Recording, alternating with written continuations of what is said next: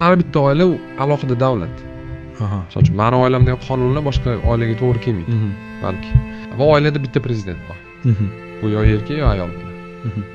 Men erkak bo'lishi kerak deb hisoblayman. Mana shu normalniy traditsion oila bo'lishi kerak.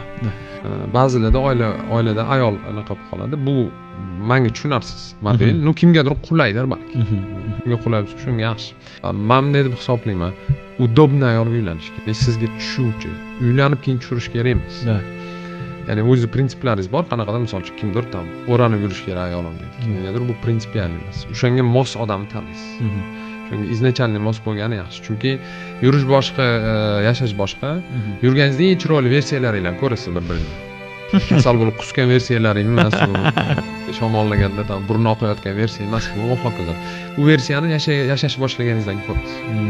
Bu yerdagi narsa bilan bu yerdagi narsa katta farq qilsa, qiyin bo'ladi. Ha, tushunmay qolasiz. Bu qana men tanigan qiz, qana kim bo'ldi, va hokazo. Shuni hisobiga o'zingizga udobniy ayol tanlashingiz kerak. No, главное, menimcha erkak kishi o'zini prinsiplarini жестко chizib olish kerak.